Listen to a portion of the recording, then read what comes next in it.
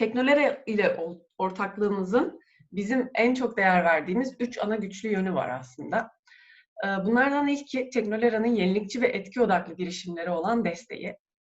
Bir diğeri Technolera'nın girişimcilerin erken aşamadan olgunluğa yolculuklarındaki derin deneyimi.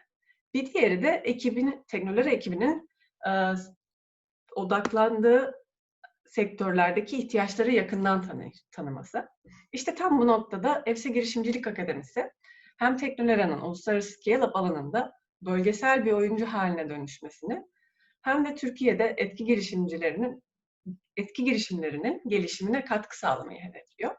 Bu heyecan verici ve büyük etki yaratacağına inandığımız ortaklık için Technolera'ya çok teşekkür ederiz. Herkese başarılar. Çok teşekkür ederiz Dilara Hanım güzel sözleriniz için. Evet, biraz da Ataşehir Belediyesi'ne söz vermek istiyorum. Öncelikle Volkan Aslan'a bir söz vermek istiyorum. Volkan Bey, Ataşehir Belediyesi'nin girişimciliğe bakışı hakkında biraz bize bilgi verebilir misiniz rica etsek? Evet, herkese iyi akşamlar. Ben de Ataşehir Belediyesi adına bu programda bulunan şu anda herkese hoş geldiniz demek istiyorum. Sizlere de Ataşehir Belediyesi'nden sesleniyorum.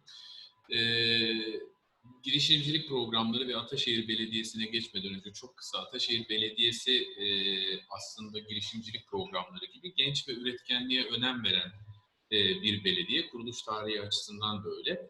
Ve Ataşehir'i marka değeri olarak yaşatan şeylerden, en önemli şeylerden biri de yıllardır işte hem Çağın Bey'in hem Altuğ Bey'in çalıştığı alanlar ve İnovata'nın aslında kuruluş amacı da bölgede girişim odaklı faaliyetlerin gerçekten desteklenmeye ihtiyaç duyması ve yoğun bir biçimde aslında yürüyor da olması. Özellikle teknoloji odaklı birçok faaliyet alanı ve işletmeyi de Ataşehir'de merkeze almış bir şekilde görebilirsiniz.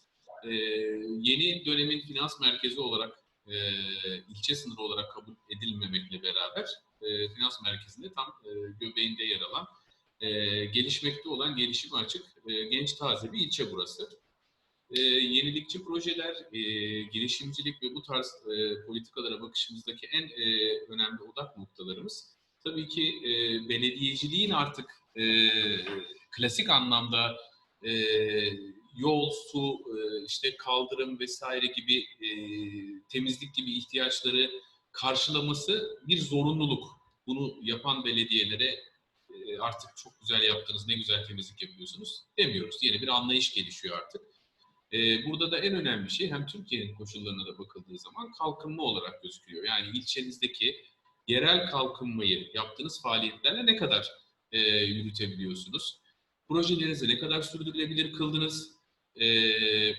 Sosyal anlamda dünyanın gelişimine artı değer kattınız. İnsanlığın ve dünyanın gelişiminde. Bu anlamda İnovata bizim için aslında hayallerimizin bir parçası. Çok benzeyen çeşitli kurumları, çocuklar, gençler üzerinde birçok kurumu açmış bir faaliyet alanını geniş tutan bir belediye olarak buradaki multidisipliner anlayışı çok önemsiyoruz. Yani birçok disiplin alanının birbiriyle buluştuğu, ortaklaştığı, beraber ürettiği, bunun dışında girişimcilerin desteklendiği, özellikle de startuplara alanların açıldığı ve kendi ilçesini ve İstanbul'u geneli, ardından Türkiye'ye değer katabilecek aslında yenilikçi ve güzel projelerin içinde yer almak derdimiz. Bizim de Technolera'ya tanışmamız aslında uzun vadeye dayanıyor sayılır. Neredeyse bir yıldan da fazla oldu. Fakat inovasyon merkezimizin, İnovata'nın hikayesi de biraz uzun yıllara dayanan talihsiz serüvenlerle geçmesine rağmen biz kısa zamanda kendimize hem bu deneyim bizim için aynı zamanda bir işbirliğinin dışında bir deneyim ortaklığı. Çünkü alan bizim için yeni bir alan. Aslında birçok belediye için yeni bir alan ki inovasyon ve girişimcilik alanı aslında çok da doğru algılanamadı. Biraz belediyeler nezdinde ortak çalışma alanı olmaktan öteye çok gidemedi. Fonlar, mikrofonlar vesaireler çok da devreye giremedi bu aşamada. Bizim açımızdan da bu proje gerçekten bir deneyim projesi. Biz de yaşayarak, görerek ve eksiklerimizi, yapılabilecekleri görerek burada bir yeni bir kapı açacağımızı düşünüyoruz. Bu anlamda bütün proje ortaklarına ile beraber uyum içerisinde güzel bir dönem geçireceğimizi düşünüyoruz. Bunun dışında Ataşehir Belediyesi'nin teknik anlamda projedeki fonksiyonu üzerine ben bu girizgahı yaptıktan sonra İnovata'nın, belediyenin İnovata'daki kurumdaki temsilcilerine sözü vermenin daha doğru olacağını düşünerek herkese şimdiden başarılar diliyorum ve iyi akşamlar diliyorum. Çok teşekkürler. Çok sağ olun Volkan Bey. O zaman sözü Çağın Bey ve Altuğ Bey'e bırakalım. Hem biraz İnovata'yı dinleyelim onlardan. Merhaba, iyi akşamlar herkese. İnovata'dan bahsetmeye başlarken öncelikle lokasyonumuzun bir altını çizmemiz gerekiyor. Çünkü lokasyonumuz girişimcilere vereceğimiz destek için çok önemli bir altlık oluşturuyor.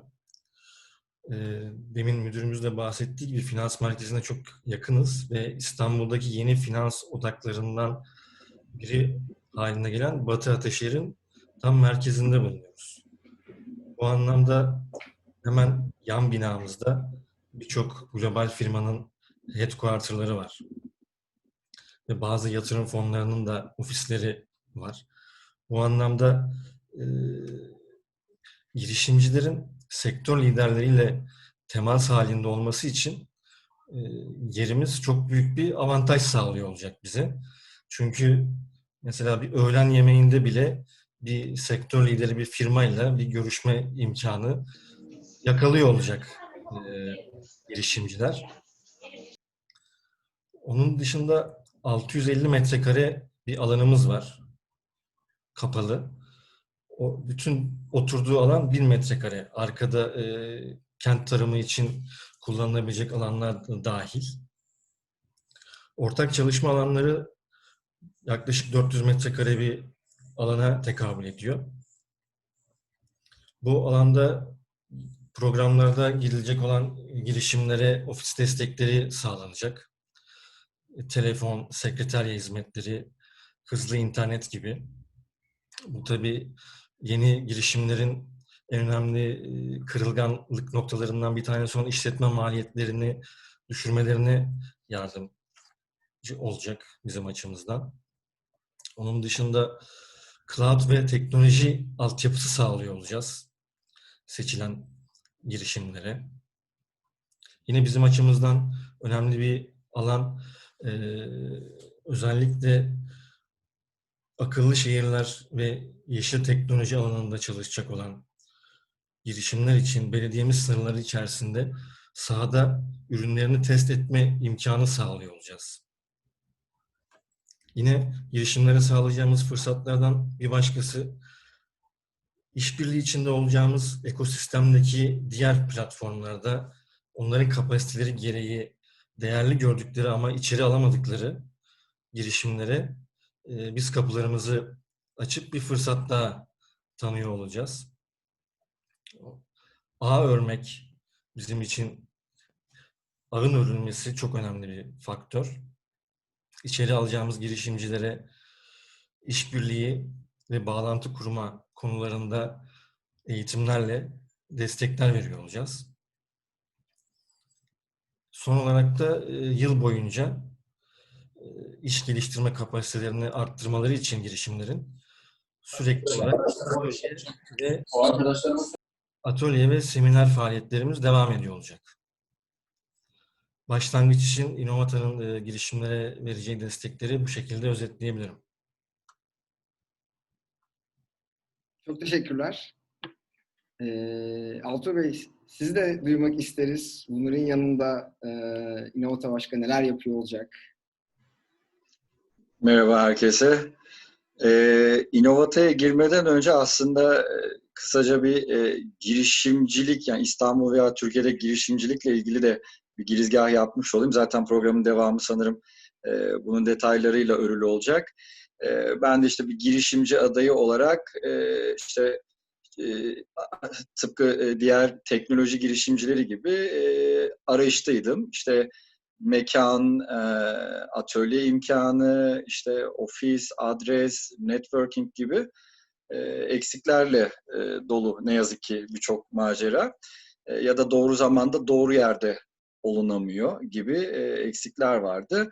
Ben de arayıştayken yolum Ataşehir Belediyesi ile kesişti. Ben Ataşehir Belediyesi'ne girdiğimde hali hazırda girişimcilikle ilgili 2 kere işte uluslararası programlara başvuru yaptıklarını öğrendim.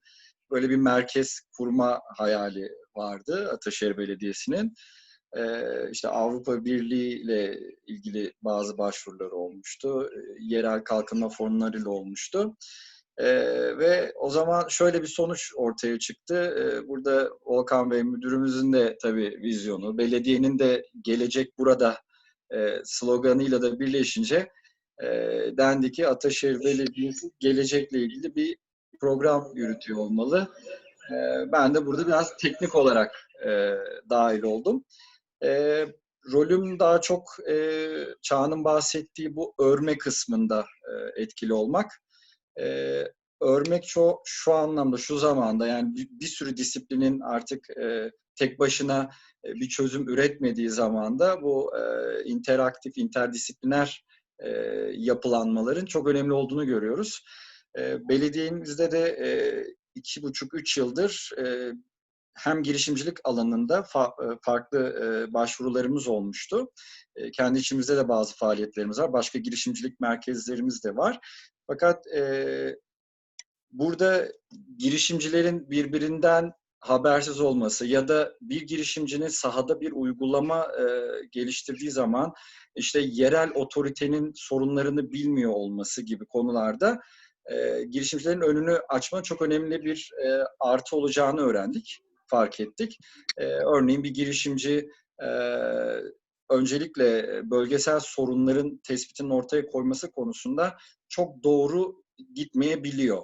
Yoldayken bazen öğreniyorlar. Fakat bu kırılganlık dönemlerine rastlıyor. Ataşehir Belediyesi de bu konuda girişimcilere hem sahadaki sorunların görülmesi ya da belediye ile birlikte çözüm geliştirilmesi konusunda yer verecek. Onun da ekstra altını çizelim. Ve bu dönemdeki başka bizim çalışmalarımız, faaliyetlerimiz sürecinde üniversiteler, farklı girişim merkezleri, farklı girişim yatırım destek programları ya da dahil olmak isteyen işte bankalar, kurum ve kuruluşlarla birçok toplantımız oldu. Toplamda 50 saatin üzerinde toplantılarımız var. Belediyenin geçmiş tecrübelerini de, geçmiş ilişkilerini de ve müdürlükler üstü olarak tanımladığımız inovasyon merkezini de bu alanda etkin kullanmak adına da işte girişimcilerin belediyeyle, belediyenin müdürlükleriyle, diğer networking imkanlarıyla yolunun kesişmesi konusunda da aktif rol oynayacağımızı şimdiden taahhüdünü verebiliriz. Süper. Çok teşekkürler verdiğin bilgiler için. Rica ederim. Evet, artık ikinci kısma geçebiliriz. So I like to thank you for all participants, and now we can start our second session, which we will talk about scale-up worlds around the globe. I'm so excited because today we are hosting very experienced, very seasoned serial entrepreneurs and influencers. Let me first announce our guests, and then we will start talking each of them. Mr. Igor Ovcharenko will be with us. Hey there. Hello. Thanks for having me. Hi. Mr. Liam Lynch, who will be here with us. Hey, how you doing? Hey, doing good.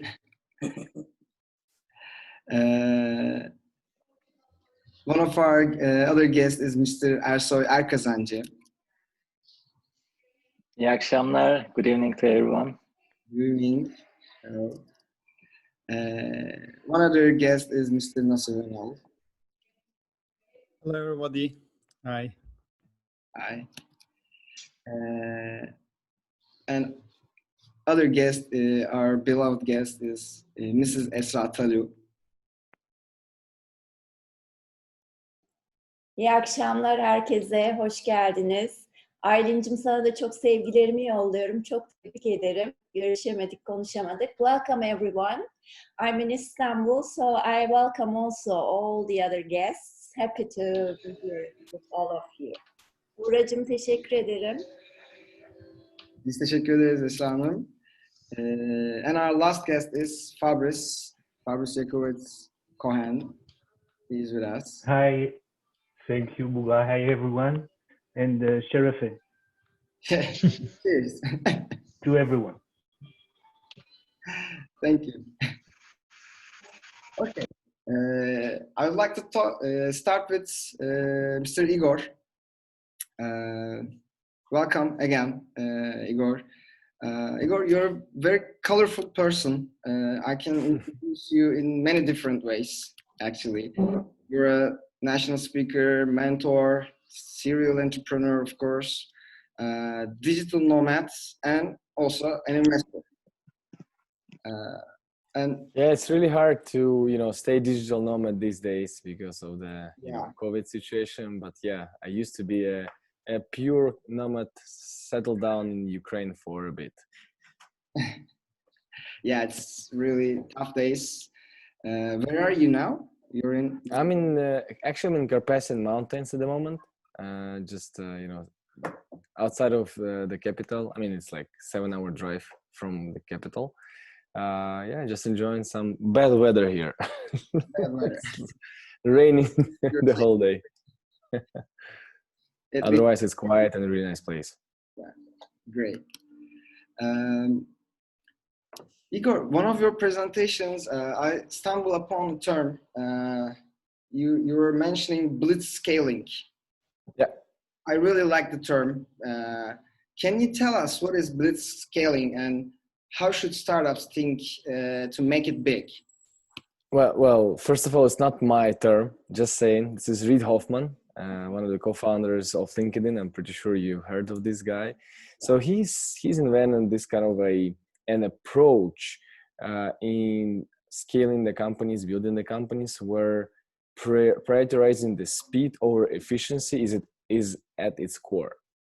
So, in the environment when it's all uncertain, when you're building a company, it takes a lot of discipline to prioritize making fast decisions over, wise, analytic, fulfilled, profoundly,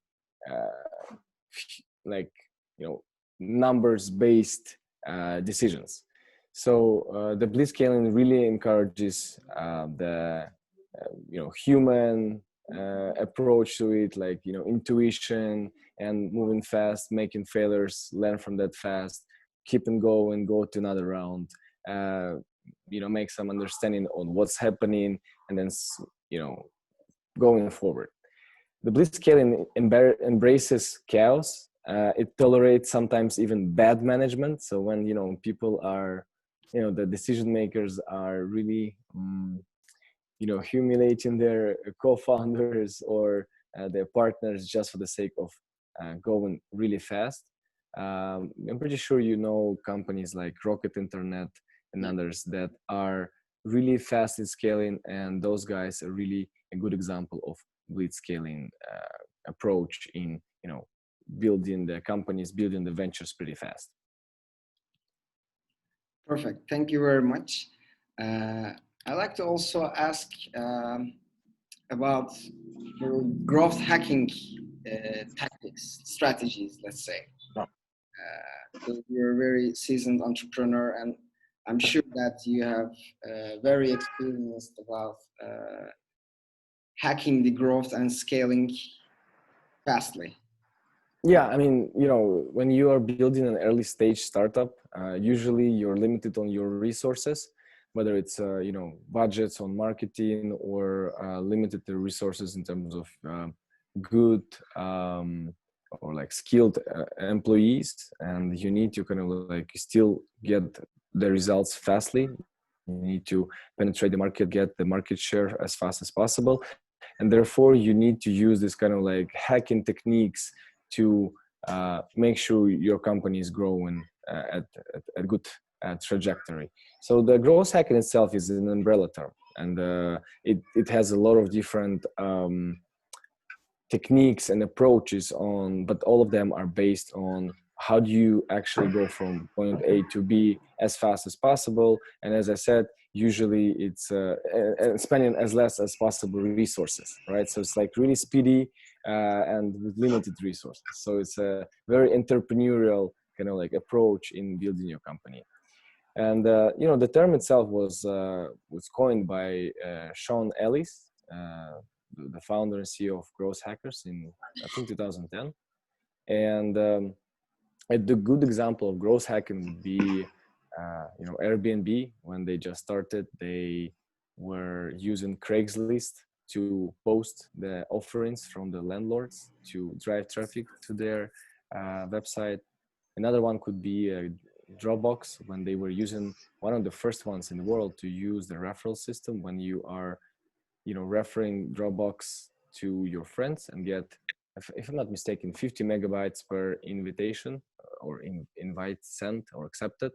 So that also helped them to grow really fast with limited resources. Literally, that cost them close to nothing, but that made them grow like crazy. And you know, that was a very good strategy for them. There are like three main strategies in growth hacking. One of them is content marketing. Another one is product marketing and advertising. So if you have money, if you have fundraise and kind of like have some marketing budgets, the advertising techniques could be good for you. Very often the startups choose the content marketing because usually it takes just 1-2 people inside of the team to create content which is worthwhile and good to attract traffic to the website or wherever the funnel is in terms of sales. And the product marketing is another technique. It is also, you don't need to have that much money to get the growth. There are different techniques that are used by the investors as well to realize what kind of potential for the growth of the company is there inside of this company. And one of them is, I can share with you guys after we finish this, is defined by one of my friends and an angel investor, one of the most active angel investors in the Netherlands, Bas Gotska. So he created this so-called cash cow bomber, which defines the startup growth potential, and it checks, like, you know, how the startup is working on the brand, on the, you know, mobile and meta search, on web analytics, some human interaction with the clients, SEO, affiliate marketing, and a bunch of other stuff. And basically, it's a technique which helps him to make the decisions in terms of investing, whether invest or not in the startup. Once again, he's one of the most successful entrepreneurs and investors, angel investors in the Netherlands, and this technique helped him a lot. Of course, it's not the only one that he's doing as a check, but this is something that I was also using when I was doing my investments. Perfect. Well, obviously, as I said, I can share this with you later on. Yeah, perfect. That would be perfect. One last question. Most of the time in Turkey, we're hearing that entrepreneurs, we want to scale, but we don't have money. We're seeking for funds. What do you think about bootstrapping versus funding? When they should get funded to scale? Okay, so first of all, you need to raise funding when your company cannot grow on its own. So you kind of like reach the limit. You're ready as a founder to make tough decisions. Sometimes, you know, firing the co-founder, getting some external people with experience joining you. You have strong customer growth rate. So you're constantly growing on monthly basis, and all your, you know, your measures, all your metrics are good and growing at a certain trajectory. And you know, the startup should have a compelling story to tell, which includes stuff like, you know, getting the product market fit, something that will, you know, you can show that you automated basically everything that is possible to automate. I would also suggest to, you know, before you go fundraising, like Series A, Series B rounds, you need to outsource all the non-essentials. I don't know, like legal stuff, accounting stuff, maybe, depending on the type of the business, but it's just a couple of the examples.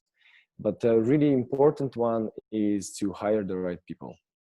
And, you know, just be ready to get some external people to, you know, help you in growing. Again, that could be by having people joining your team as the co-founders, and therefore them helping you to make decisions, or you fundraising and get someone external on board from the investor perspective. But you as a founder need to be ready to, you know, make this company work without you, or, you know, work with other partners that can also bring value together with you, and that could have a different perspective on your business. Perfect. Thank you very much for your contribution and participation. My pleasure. I'd like to pass my second guest, Mr. Liam Lynch. How you doing? Can you hear me? Yeah, we can hear you and we can see you. Okay. Happy days. How is the UK? How is Northern Ireland? Excellent. Well, it's miserable and rainy, but welcome to Belfast. Welcome to my lounge room, one of our rooms. Thanks for having me. This is exciting stuff. I feel very honored to be asked to come on here, and very cool. It's a great thing. I think this will encourage this type of thing all around the world, and it's great to see it happening in Istanbul. Thank you very much. Thank you. Liam, you're also a very successful serial entrepreneur. You worked with the UN before as a project consultant, and also you're an environmental scientist. I know. I also know that you like to travel across the globe, but eventually you decided to base yourself in the UK, right? So I'd like to ask you, why UK? I mean, can you give us some information about UK markets? Yeah, for sure. I mean, to talk about where I'm based here in Belfast, it's Northern Ireland. And I guess we should look at maybe the geographical, political, and social economic environments really briefly to paint a picture of the place here. Northern Ireland's in the UK, but we're stuck on the top of Ireland. So even though we're part of the island of Ireland, we're part of the UK. You know, and that's its geographical makeup. We are at a border with Ireland, who's in the EU. And as we all know, we're not in the EU anymore. And it's causing all sorts of bother with this border again. Is it going to be a hard border to see? So you probably see it all in the news. Socially and economically, Belfast is fantastically cheap. It's a really safe spot, and it's very friendly. There's only 2.2 million people in the country. So you can get your head around the place very easily. Politically, though, well, we've got a minefield, haven't we? Politically, over the last 20 years, it's been calm. But before that, we had a long period of troubles where we had the problem being the British owning part of Ireland. So we had the two sides, the Irish and the British. It's been going on for hundreds of years. But nonetheless, they've become their own people now, the Northern Irish people. So they're very different from down south, but they're all the same. So is this a bad or is this a good thing? Well, it's actually a great thing, because what they're trying to do is massively incentivize Northern Ireland. They want to grow the GDP so it can stand on its own feet. And while doing that, they've got a fantastic organization called Invest NI. Invest Northern Ireland is Invest Scotland, Invest England, Invest Wales. And these guys here, they lead all the programs to encourage businesses, companies, and people to attract them to Northern Ireland, in particular, in their latest strategy of the last 10 years, the tech sector. So quite relevant to what we're talking about today. Wonderful. So it's a really advantageous place for startups. Yeah, I mean, it really is. You know, you've got to look at here, there's 1 in every 11 people are in the sort of the knowledge sector. And Deloitte did a study of their top 50 companies in tech, and 13 came from Northern Ireland. So I pulled up a couple of articles there earlier just to share just the top headlines here. And one of them was really cool. It says, Northern Ireland, a small region with big tech ambitions. So the technology sector, they've been focusing on cybersecurity, telecoms, data, healthcare, and stuff like that. But now the rapidly growing areas, artificial intelligence, sports tech, big data, precision medicine, and legal services technology. So they're focusing an enormous amount of their resources on there. And that can be looked at benefiting two different areas. One, the company, or also one, the very talented individual, which I've met lots of them in Istanbul for sure. Yeah. So would you suggest startups in Turkey to move their assets to North Ireland and UK? Well, we'll break it down into the two groups there, probably much easier. If I was, say, one of the many awesome tech people that I've met in Istanbul and I wanted to come to Northern Ireland, they have a very strong talent driver. They call it tier one talent. Because we're pushing so heavily to create a GDP in the tech sector, we want to build that up. We've got a lot of gaps. The universities are very incentivized and they're encouraging people, one, to come and study, but also to come here and apply for jobs here, and then make it very easy for the visa requirements and to get it over the line. Invest and they lead this with lots of programs and incentives. Now that's for the individual. You could be from anywhere in the world, but particularly now they're starting up there's a new agreement coming because we're out of the EU. You guys aren't in the EU, so we can have a lot of fun. And I think there's going to be some great relationships coming up.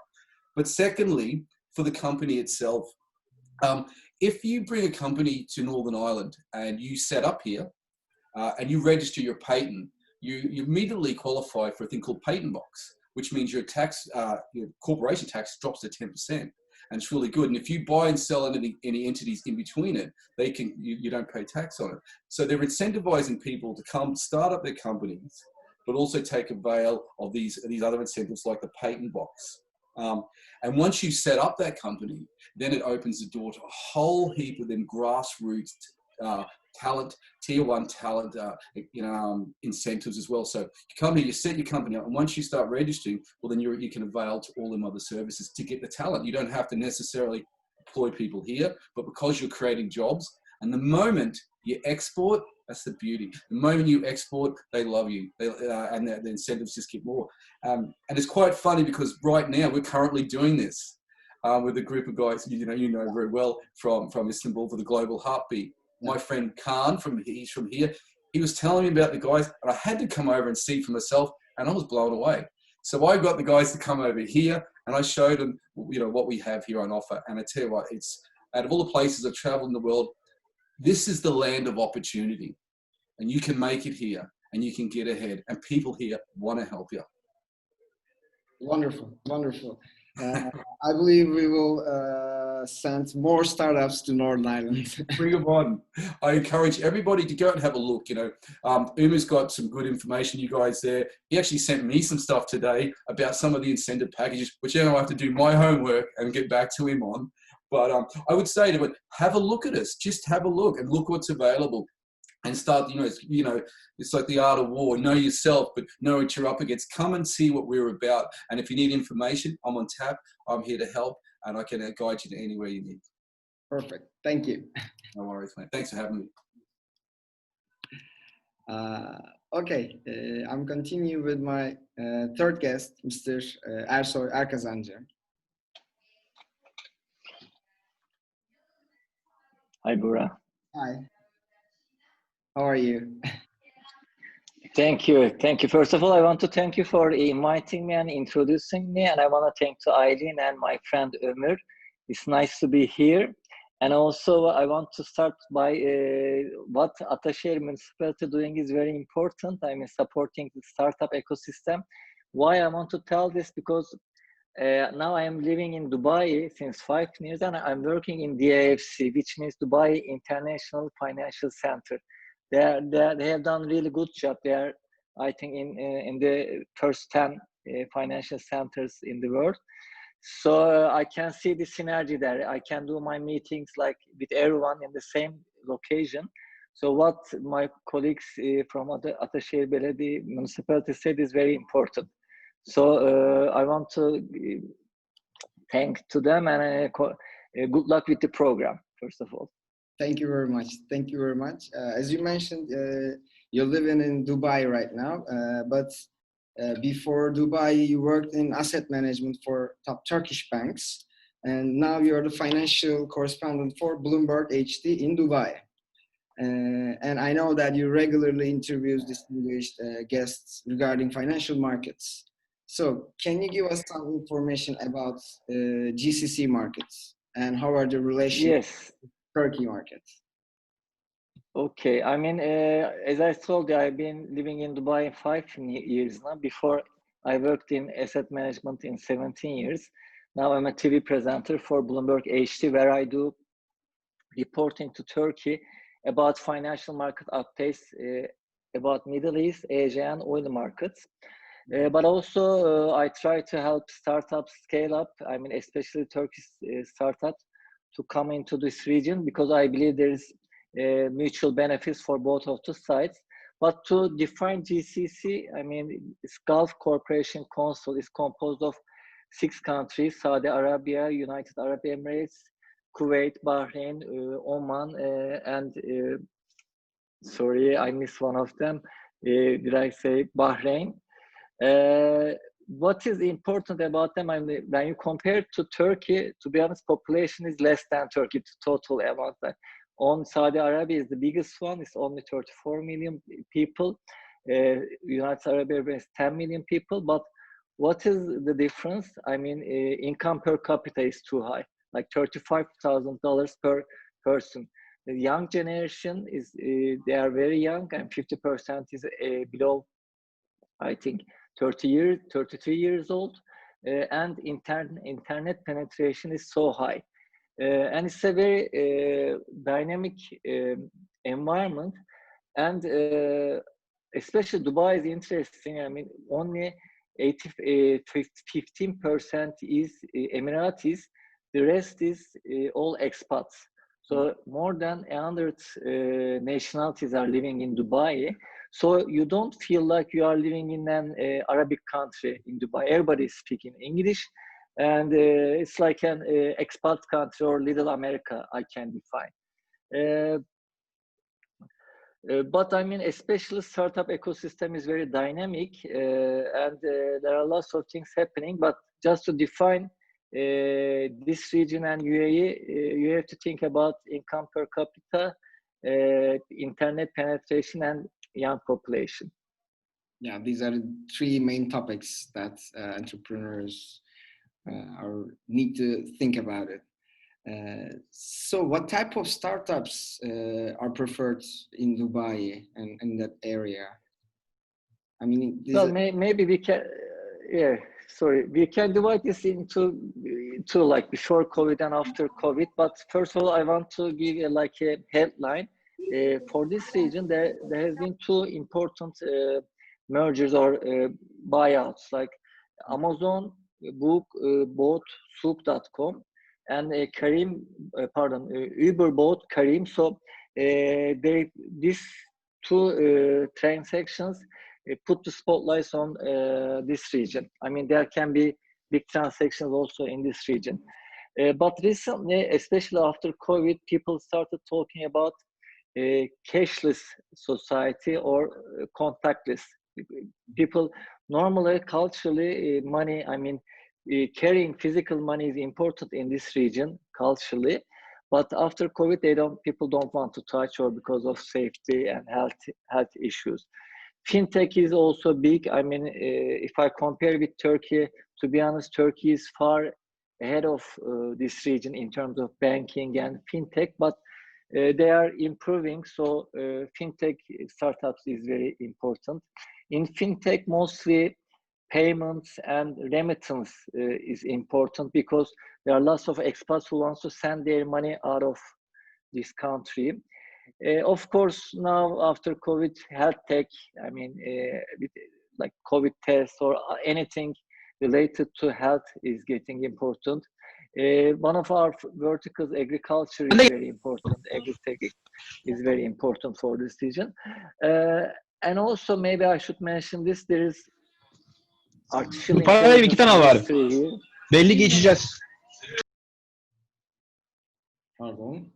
Garip oldu. Araya girdi. There's artificial intelligence ministry here, and so that's why they are giving importance to startups who has like a sense of, or there's something in artificial intelligence in it.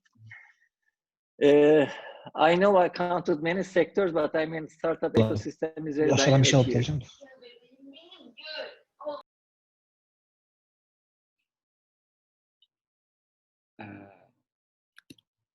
Okay, thank you very much for the contribution. I'd like to ask one last question. Is there any government support for startups? I know that Dubai has a innovation governmental department for the supporting innovation in Dubai. Well, like most of the countries, they try to attract the most talented people. So their aim is to attract talented people into the region. They always say, okay, people are expert in blockchain, come to Dubai. Artificial intelligence, come to Dubai. They want to be the center of this talented people. There are lots of accelerators. There's FinTech Hive, ADGM, of the global markets. And especially in Dubai, government is leading the private sector. They always put targets, for example, 2071 target, because it will be their 100th year. So they put like, in this year, we will have to reach this target. Or for example, they have a Smart Dubai target. They want to have the happiest people living in Dubai. Or they have like paperless Dubai. Using blockchain technology in the government office, we will not see any paper. So in a way, government is always putting the targets and supporting the startups or ecosystem who puts these teams in their agenda or in their startups. For example, this year there was going to be Expo 2020. It was postponed because of COVID, but their main themes are like sustainability, mobility, and opportunity. So, I mean, to finalize my words, I mean, government always puts aims, targets, and supports the startups or accelerators who does things related to them. Thank you very much for the contribution. You're welcome, Burak. And I'd like to move to our fourth guest, Mr. Nasser Önal. How are you, Mr. Nasser? Hi everyone. Thank you so much for inviting me. So hi to special thanks to Ömür and team, and also a big applause to Ataşehir municipality. That's great what they are doing. Yeah, and greetings from United States. I'm based in Northern Virginia, just outside the capital, Washington D.C. So just half an hour away from White House. Okay. So you have a huge experience of leadership in multinational environments. Prior to moving to the US, you lived in Turkey, Spain, and Singapore, if I'm not mistaken. Right. And your career has begun at PG, which is a huge global company, and then moved to your, let's say, entrepreneurship journey today. So, since you worked in many different markets, I would like to ask you, how can entrepreneurs find out or understand the right metrics or KPIs for the new markets? Because always new global markets means new standards and new expectations. Yeah, sure. Yes, I started my work life in Turkey, then I worked in multinational global companies, so I had the chance to learn quite something about multinationals, different markets. So let's talk, but I'll like to make it more US specific, this conversation, if that's okay. First of all, pretty much every startup has kind of a dream, whether they say it or not. One day they would like to have some kind of business in the US. simply because it's huge. It's a huge market, very big market. It's always a good idea to earn some dollars, especially when your Turkish lira is devaluing so much. And also the fact that, you know, many people, especially young generation, can speak English. United States is one of the countries that you can speak the language to some level. And also United States is still an open market. It kind of welcomes you. There are established rules and regulations. So if you are following the rules and regulations, you can start your company here easily. So it's very open to international business owners, investments. So the barriers are very, very low. Despite all the recent developments in reducing the number of visas, etc., that's not for entrepreneurs. That's for foreigners wanting to come to the United States and work as employees under a payroll. So if you're an investor, if you're bringing new technology, new business, especially if you're hiring people, if you're bringing capital to the United States doors are wide open. You just have to follow the rules. Having said that, the US, ever since I moved to the US, and this is my 5th year, I received many calls from different industries, obviously mostly Turkish companies wanting to do business in the US. So they have big dreams, but there are several mistakes that they are doing. So I'd like to highlight those. So I'd like to be as practical as possible for those wanting to come to the US. I don't want to stay in the theoretical level and give you some practical information. First of all, everybody thinks not just Turks, but all the other 200 nations, they think US is a great market. So everybody in the world wants to sell something to the US. So the level of competition is much tougher, much higher than you could ever imagine. So you are not only competing with the local Americans here, you're competing with the Chinese and the Indians and the Germans and Koreans and all that. Okay, so your competition is much tougher than you think. So the first mistake is, don't just imagine that you will sit in Istanbul and connect to the internet and make some business in the US. That's simply not going to happen. The US market is tough, is competitive. It requires a lot of prior study. You need to understand the market. Many companies fail. They simply don't understand the US market. So what do I mean by that? So if you look at the US economy, it is dominantly a local economy. It is not very international. So it's yes, they import a lot from China. Yes, for sure, we know that. But other than that, many things are happening only domestically. It's a huge country, big geography. Just give you a dimension. The other year, I flew 6 hours from Washington, D.C. to San Francisco, and that's a domestic flight. So 6 hours flight, and I was still in the same country. So I did not need a passport. So from Istanbul to London, you fly in 3.5 hours. Don't forget that, okay? So it's big. And this geographical size, means there are many different cultures.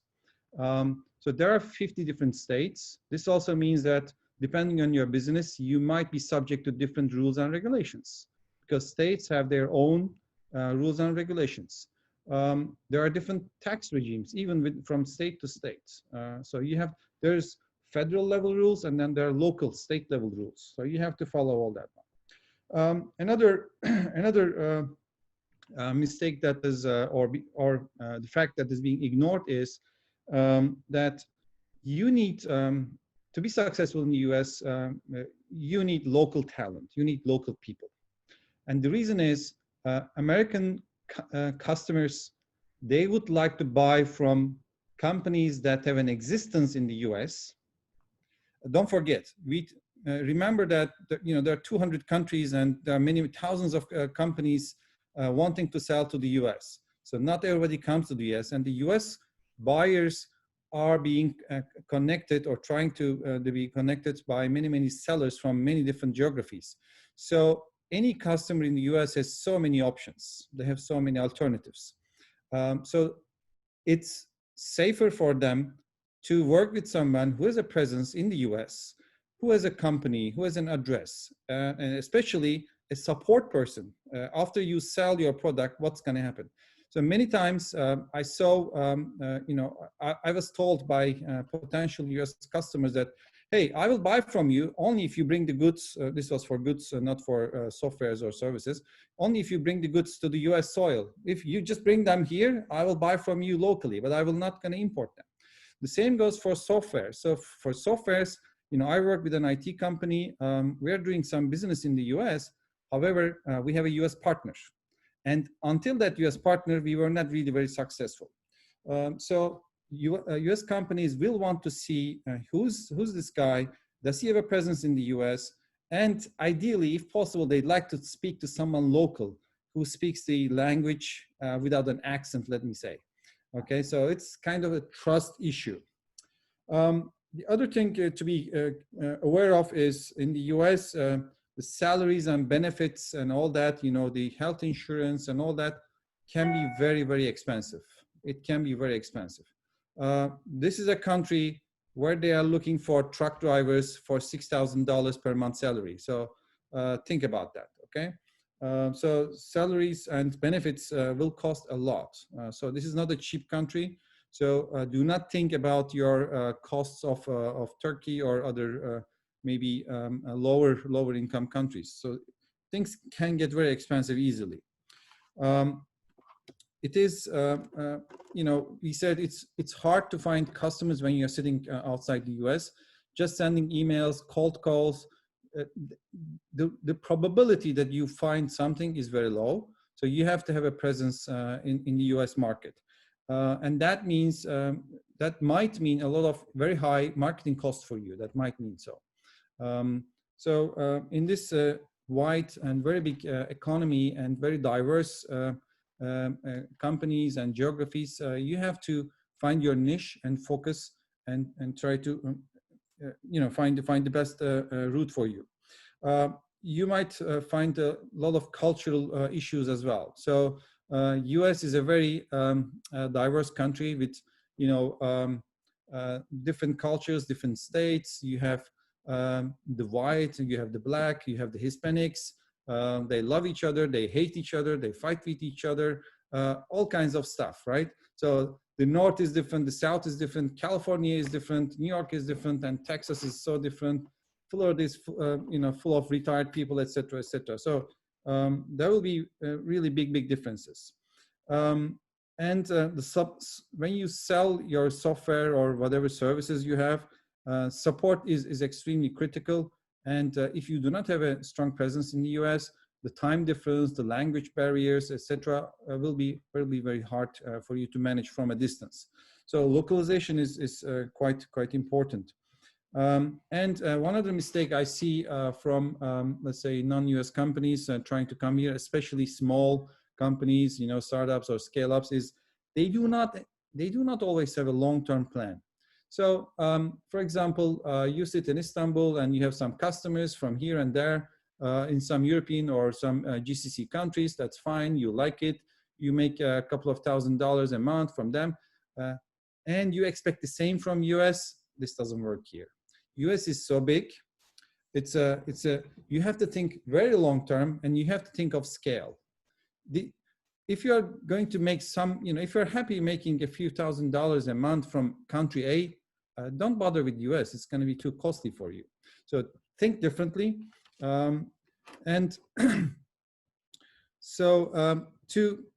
For success here, you need a long-term plan. You need local people. You need to somehow localize yourself, understand the local culture. Because US economy is so big, pretty much everything is already, since decades, have been standardized. So everything is kind of standard. And this has allowed them to scale up. So that's why in the US, you see lots of big companies. So they're everywhere. So everything has kind of been standardized. And you have to speak their language. 2 years ago, we were working with a machine supplier in an exhibition in the US. And this young engineer from Istanbul, he was talking in centimeters, and the customer, the US customer, left because we did not speak in inches. So, you know, just inches versus centimeters, boom, he walked away because he didn't feel comfortable with the support he would probably get from us. Also, be aware of legal costs, lawyers. This can be also very expensive. The laws and rules and regulations are very different in the US. For also fintech companies, you must understand that the financial system here is nothing like Europe, nothing like Turkey. It's very different. I would say it's very primitive. I think in that sense, Turkish fintech is probably more advanced. But the problem here is the financial companies in the US are so big, so heavily regulated. There is no new entry. So the threat is not from newcomers, but they just want to maintain their business. But they are interested. The good news is all these big companies, they are very well aware that they are big and slow and they cannot innovate at this rate. So they are very open to working with startups and scale-ups. They are very open to that one. But you have to be here. You have to have a presence. That's important.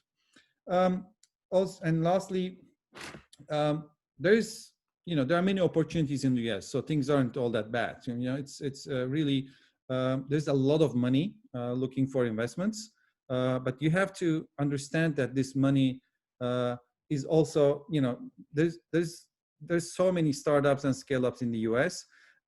So on average, US investor is not looking outside the US. You have to understand that. Okay, they are not hungry for startups or scale-ups from Europe or this and that or Turkey. They're not. There are many startups, you know, coming up from the US soil. You know, all these universities, all these incubators and all that is just it's flooded with ideas. And US is a country still developing really a lot of technology, cutting-edge technology, and all that is still coming. There's a lot of technology being developed by federal labs. Just that you understand, Turkish economy is about $700 billion, and the federal government is investing about $150 billion per year into federal labs. So there's a lot of money flowing into technology development, R&D in the US. Obviously, most of this is going to the army. So this good news is they're not always fintech or agritech, but still some of those technologies are easily used in other areas. As I said, there's a lot of opportunity. There's a lot of money here. If you are interested in the US market, you have to think long-term. You have to localize yourself. And you have to think of a great exit here. Maybe you think of a partnership here. If you have local partners, if you can somehow localize yourself, local partners, I mean either green card holders or American citizens, then if you need money, federal funds may be available to you as well, depending on your topic. So there are grants, federal grants available for you other than private money. And for many companies, once you have your MVP ready, once you are ready selling, if you are protected, if you have a good IP, if you have patented your technology, it's relatively easy to find VCs. There are many of them. It's not easy to convince, but you can meet VCs. So there are many opportunities for all that. And by that, I pause and see if you have any other questions. Thank you very much. I think these are very illuminating. So we're so happy. One key that I've taken away is presence. Presence in the US is the key if you want to scale or enter the US market, and you need to find a local partner or local hiring. So I see a number of Turkish startups. I checked their website. So there are two addresses. One of them is in somewhere in Istanbul, and then the other one is in San Francisco. So apparently, either Istanbul Technical University or some other guy has provided them some tables or addresses and a phone number. This way you are not in the US. This way you're not.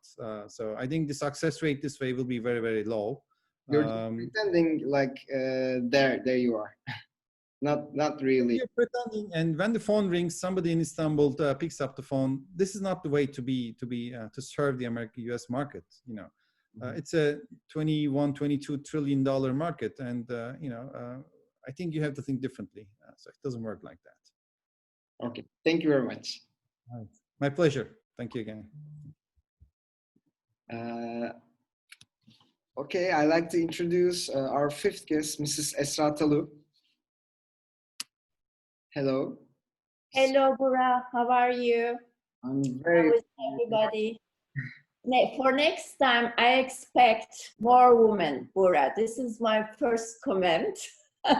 We are supporting women. We expect to be. I'm the only one here.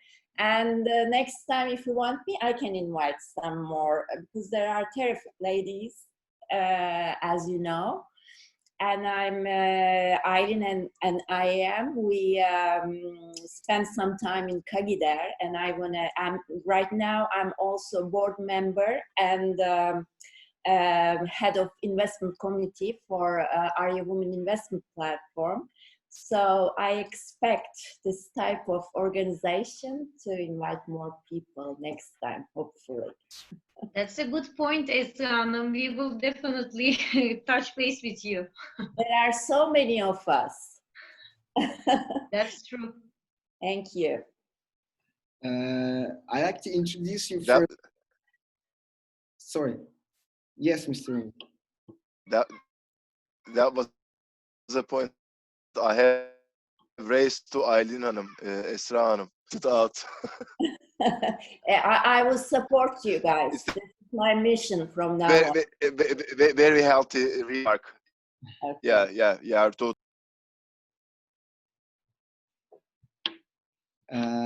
Ms. Esra, you founded the first e-commerce company in Turkey, webbo.com. I remember when I was young, but you should be very, very young, Burak. It was in the 90s. Yeah, but I'm not that young actually. I look like so young, but and you have awards many times as the Woman Entrepreneur of the Year. I don't know actually how to find time to all of this. But I will try to count some of your different hats in here. You're a lecturer at Istanbul Bilgi University, active member of Endeavor Global, board member and head of investment committee at the Arya Women Investment, as you mentioned. And you have your own company, Go Global Advisory. And most importantly, I think you're a mother of two.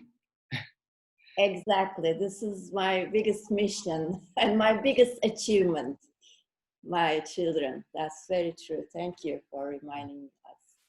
As a seasoned entrepreneur and investor, what are the important KPIs and factors from investor point of view? Well, if you are talking about expansion and growth, I think, is this your question? Like, do you have any specification on the country or? Especially in US market, because I know you're very interested in US. Okay. Thank you, by the way, to Mr. Önal, Nasuh Önal. Thank you for all the great information. I'm also resident in the US for 30 years almost. I live between Los Angeles, Miami, and New York City. My seed family are living there. Both of my children, they work and they live there. So I visit US most of the time. I travel a lot, and I was actually for a month in Los Angeles. So I know the difference between West and East, and in terms of entrepreneurial point of view, and also in terms of investors as well. What I can add to what Mr. Nasuh said about the United States or the North America, I totally agree that it's a big, very big market. And when it really doesn't matter if you are an entrepreneur or an investor. You have to, all you have to know that it's a very consuming market, not only for technology, but for everything. There is a big hunger for everything. So basically you can sell everything, like toilet papers running out of stocks when there was a pandemic at the beginning of it. So there is a big, the population is big, but they are also consuming. This is why it's interesting. I can only make remarks on the technology investments because my expertise is tech companies, and when I look at it, I will look that way. So what I can say, if you are an investor, when you look at the USA, there is this habit that is coming from the 90s. That, you know, when you check a deck, you want to see how big this business can grow. There used to be this motto in that time. I think it's always true. It's still valid. Grow big or go home. You know, that is kind of concept. Or they are not too much into details like we do in Europe, in Middle East, in Turkey. When we check the financial plans, we wanted to see when the business plan is going to be cash positive or when the business is going to be profitable. We are much more into these details. But when you want to invest to a company in the States, it's more like how fast it can scale, grow, and how fast this can be. So it's all about big numbers. This is why I think there are a lot of money going to the US market, and also they want to invest in their market. So this is a system. It is all about this. When I was chapter president for Keiretsu Forum, which is the biggest angel investor network worldwide, we invested to so many companies in the US. And that was the rule. We used to check how big this business can grow, how it can become a monopoly in the market. And I think this is still true. This is why right now the giant techs like Facebook, Google, Apple, and you know, all these companies, they are having trials right now in the US because they became, like Amazon also, because they became so strong and nothing works with them. No regulation, no nothing. They rule everything, and they are a big threat to small companies. Because the small companies, small and medium-sized companies, they are threatened by them. So this is a problem I see as an investor when I look at the US market. It's very, very competitive. And as like Mr. Nasu Önal said, explain it, you have to prepare yourself as an investor and also as an entrepreneur to that market. You cannot do things remotely.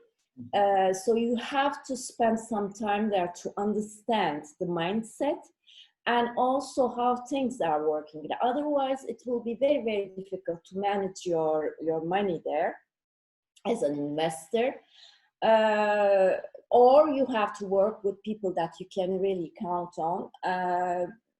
But it's not easy. First, what I can say, it's very different from how we invest in this part of the world. And it's a different world. I include the whole North America. If you have more questions, I can answer. So what would you suggest Turkish startups before entering the US markets? Well, it's almost pretty the same thing that Mr. Önal suggested. I can say that the local partnership, it's very important. Well, I think there is a big language problem for most of the startups, Turkish startups. They are having a lot of problem with communication, and this maybe this type of acceleration programs can also help them to help them to be able to communicate more easily. And I think the product fit, it's also important. You have to know your market, you have to know the competition, and you have to know the players in the market.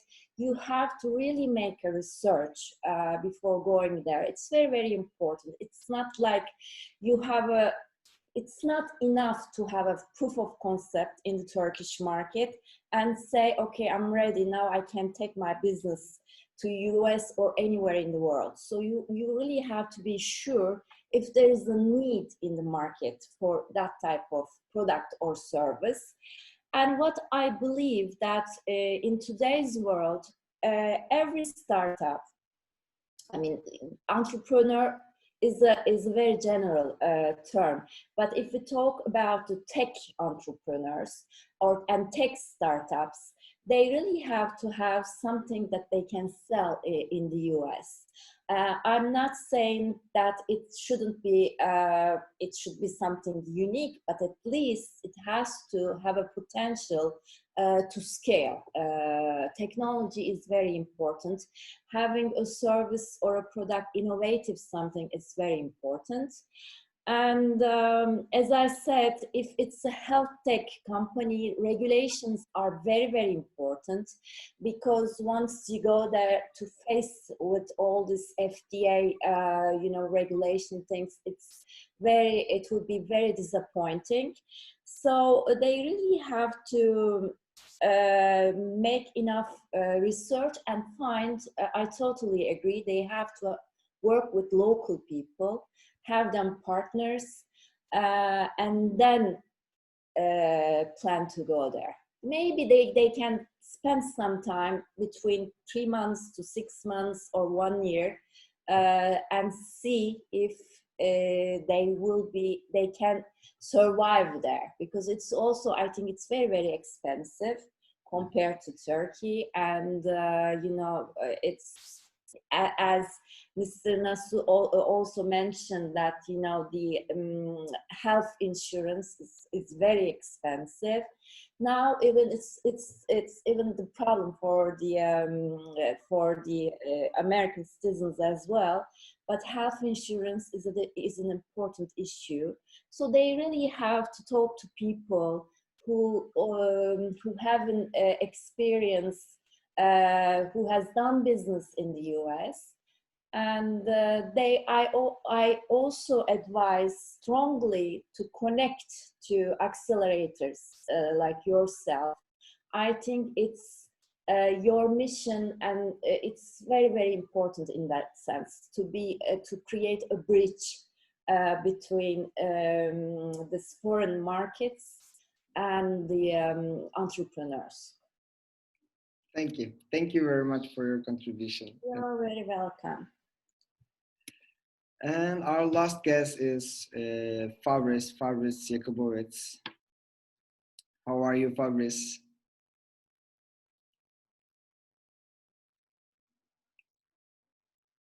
Fabrice, can you hear me?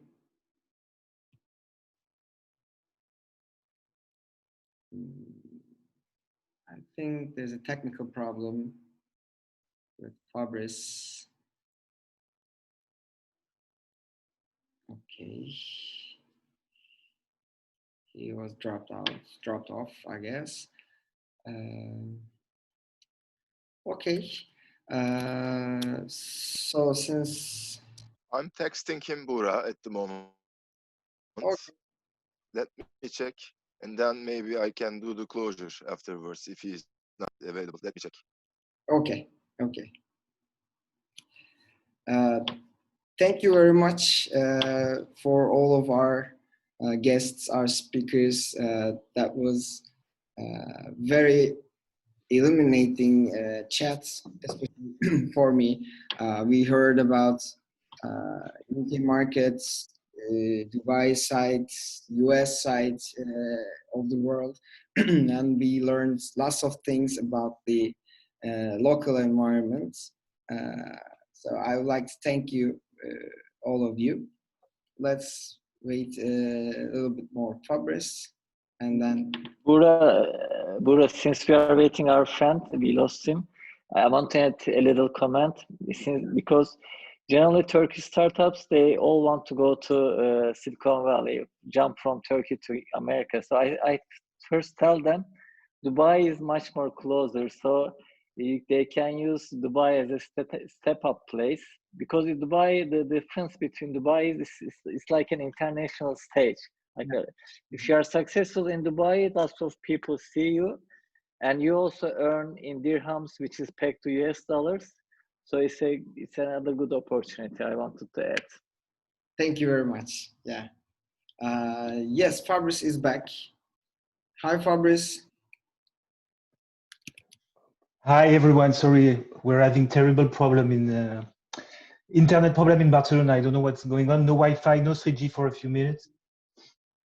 Okay. Can you hear me well? Yeah, we can hear you right now. Okay, great. Thank you. So, Fabrice, you're also a serial entrepreneur like most of our guests, and you're leadership consultants. I know with a passion for mind, body, and soul awareness. And I think this is a very new and important concept, especially during these hard times. I'd like to talk about entrepreneurs' well-being, how to sustain their mental health, resilience, and creativity. What should they do? Thank you, Bugura. Yeah, to start with, I'm not sure it's a new thing to put on the table again. For everything, I really concur with Esra, because we need some more female entrepreneurs to bring some more female energy in our day-to-day life. So thank you, Esra, for putting that on the table also.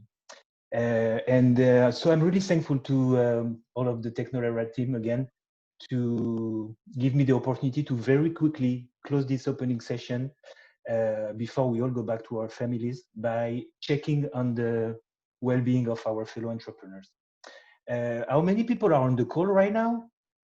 I can't. 31 right now. 31. So I'm happy to get the opportunity to reach to 31 fellow entrepreneurs. To give you a quick background and complement what Bugra said, I traveled the world for 4 years for IBM as an entrepreneur in residence to provide support for entrepreneurs as an entrepreneur myself, and a background also in leadership consulting. And after this crazy ride, I decided to do some research around well-being and what does it mean to actually be healthy. And therefore, I was lucky enough to experience firsthand a certain number of practices, and I will share some of them with you in a minute. And to start, I will quote one of my favorite French philosophers, who actually said that the greatest risk we, the human race, are facing is to forget that being human is before everything having a body. And we as entrepreneurs, we spend a lot of time in our minds. So I just wanted to remind that the most important thing we have as a human being is a body. And especially in this time of pandemic, our immunity system and our energy level is our most precious asset. And so to have some fun and to get to know each other really quickly, I would be time do you actually dedicate to your well-being daily. Mind activities, body activities, whatever, what practices and what practices, exercises, sport do you actually do every day? So I give you 45 seconds to write down in the chat box how many minutes every day and what activity do you do. So enjoy those 45 seconds of silence and please share that with us. Try to be honest as much as you can. We're not here to shame anyone, but to support each other and have an honest assessment of where we stand in terms of well-being. So take 45 seconds, enjoy the silence. Can you repeat the question? The question is, how much time do you actually dedicate on a daily basis to your well-being? And what practices do you do? What sport, what exercise, just to get to know each other a little bit. It's easy to answer for me. Nothing. Nothing? Sorry, enjoy the silence. Yeah, sorry.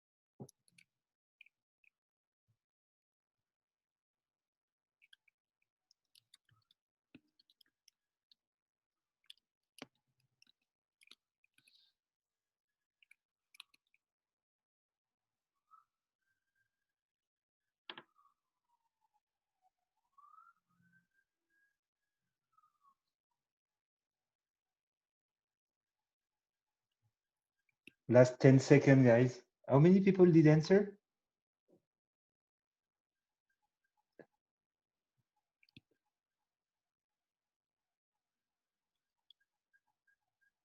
So I give you another minute. Mm-hmm.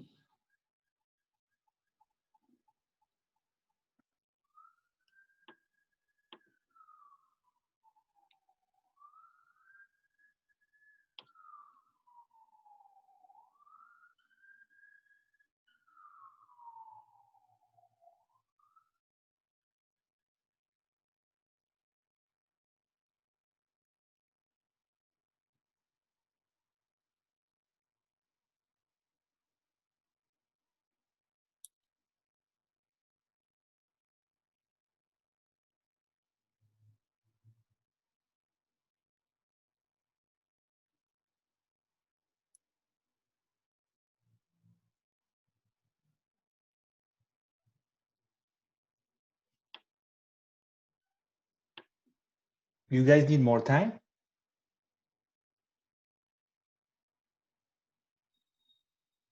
Are you actually looking for the daily practices you're doing? I think everybody is shying off because, you know, we're not so, we're not that kind of people, you know.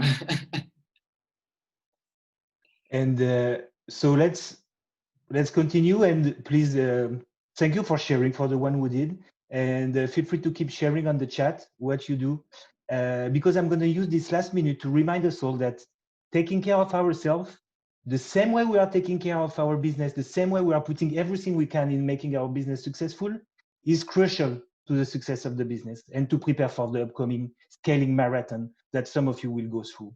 So that's what I wanted to put on the table. And my call to action today for you is that you can actually make yourself a beautiful gift by increasing and by putting in your calendar some time slots for your mind and your body. And the beauty of the pandemic, because we have to look for some beauty in this troubled time, is that we have plenty of resources available online. A lot of talented professionals are using Zoom now to share their knowledge, their practices, their art, whatever you call it. And to share some love with you and honor my introducing words about sharing two of the practices I do, and to help you increase your immunity and your energy level. All this from the comfort of your cozy living room. I'm going to introduce you to two practices. First, you will find a live movement practice that I discovered in Israel, the Mecca of Startup. So if we want to learn from the Israelis about how to scale and build startup, we can also learn from them what do they do to take care of themselves. And this practice is called Gaga, Movement Research.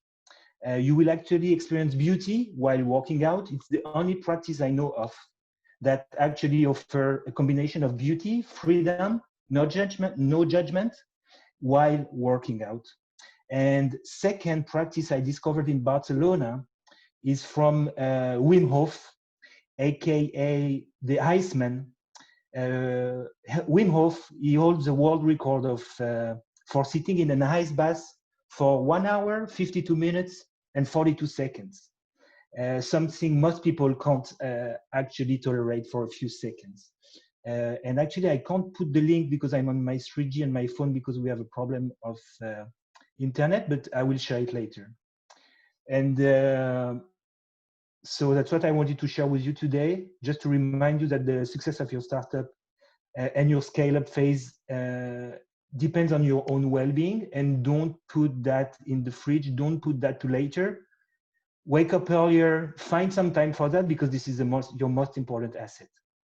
And before giving back the last word to Bugra, I'm telling you that I'm making myself available to you guys, fellow entrepreneurs, to help you out, to help you lay out actually a plan for you and for your team to ride gracefully the emotional roller coaster of the upcoming scale-up phase that you're gonna go through.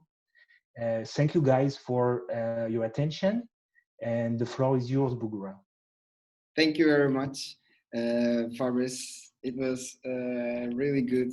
Thank you for reminding us how important to keep our minds healthy and our minds and body healthy. Definitely, I will keep in touch with you for me and for our team, so we can make schedule and plan something. Okay, thank you very much.